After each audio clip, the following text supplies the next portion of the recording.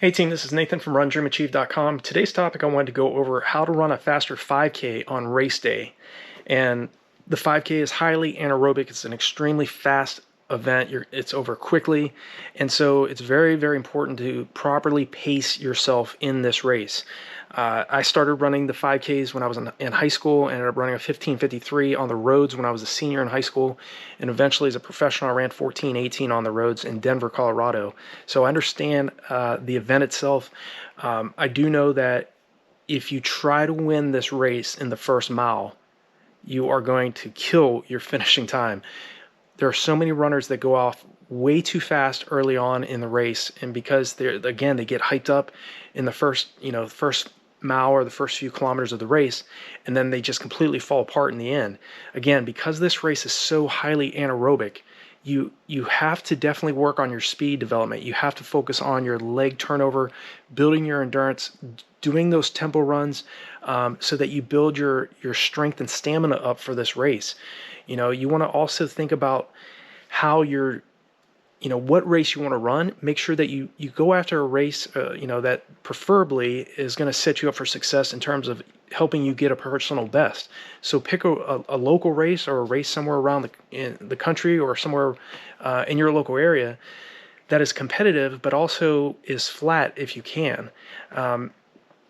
The things you want to definitely keep in mind when you're running a 5K, leading into a 5K as well, is one, a proper build up. There's some athletes out there that would prefer to train for 8 weeks for a 5K, some for 12 weeks, and some for 16 weeks. So on RunDreamAchieve.com, I have 8, 12, and 16-week training plans that are available to athletes that are trained for the 5K. But to be able to sustain pace longer and be able to run a faster 5K on race day, you want to go into the race properly tapered as well. A lot of athletes do a 3-week taper. I'm a big believer in that as well. I think still a 3-week taper for most athletes does work. But over the years, I did a 10-day taper and pretty much PR'd every distance from the 5K to the marathon distance using a 10-day taper. And so all of my training plans, the courses that I teach on RunDreamAchieve.com are all centered around doing a 10-day taper. We continue to build volume, continue to stay aggressive on the track sessions, on the road workouts, up until 10 days out from a major race. Because again, you want to continue to remind your legs of what you're training them to do. A lot of times athletes, they start dropping their volume and their intensity too far out from their main 5K race. And not all, it doesn't happen for all athletes. There's some athletes that works great for them because every athlete is unique and every athlete's different. But I've just found that a lot of athletes that follow the plans that I've created, and as well as follow the running courses, are starting to get personal bests, and they're starting to see differences in how they race. They're building their confidence as well, because again, you get better workouts, you get personal best. It definitely helps you psychologically as well.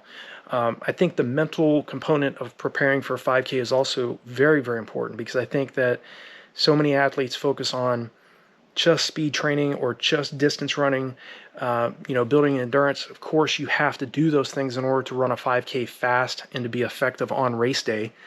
But at the same time, how many athletes are focusing on mental rehearsal? What I mean by mental rehearsal is I mean spending like 10 to 15 minutes every single day that you train, turning off all devices and just visualizing yourself getting across the finish line in your goal race time, and seeing yourself performing at a level that you envision for yourself. I think that so much emphasis is spent on physical training, and the what I think is even more important, that mental piece of the success principle of success you have to have, is mental preparation. And the best middle to long distance runners I've trained with over the years, and some of them are world-class athletes, Olympians. Dan Brown is an example of that. When I was with the world-class athlete program, extremely tough mentally. He was not only a great athlete, in terms of his physical capabilities, but training with Dan, just being around this level of athlete, takes you up a notch. So you have to surround yourself with the types of athletes and people, period, that are going to take you outside of your comfort zone, that are going to hold you accountable. And if you don't have those people around you, then you have to maintain your motivation. You have to write down your goals. You have to visualize yourself succeeding. At the end of the day, nobody's going to hold your hand. It's either you're going to get out the door and put in the work, or you're not. You know, we have three choices: be average, be good, or be great. And greatness demands so much more out of, you know, the individual than average work does. You know, just about everybody can be average. I mean, normalcy surrounds us all, you know, but to be great at what you do, if you want to be great at the 5K distance, you can't just do 50% of the work. 50% of the work is doing the speed training, doing the tempo runs, doing the long runs, getting out the door and putting in the work regardless of what the weather conditions are like. But if you're not spending time doing what the best middle to long distance runners do, mental rehearsal, mental training, you're only doing 50% of the work. So I really want you all, if you're training for a 5K or 10K, or regardless of what distance you're training for, in the coming weeks or in coming months ahead now and into the future, start implementing mental training into your routine. You know, when I was a 2:43 marathoner, I continued to routinely see myself getting across the finish line with 2:21:59 on the clock. I was absolutely certain that eventually I was going to break that barrier. I wanted to run under 2:22 because it was a USA Track and Field Olympic Trials B standard time in 2007. And I ran 2:43:36 at my debut marathon at the 2002 New York City Marathon. It took me another 5 years of training to get to 2:19:35 for the marathon. So expect the fact that you're going to have setbacks along the way. You're going to have ups and downs, but make sure that you stay consistent, stay persistent as you lead up into your 5K. You know, how to run faster on the day is making sure that you spend about 30 to 40%, preferably up to around 40% of your weekly volume training at or below your goal 5K race pace.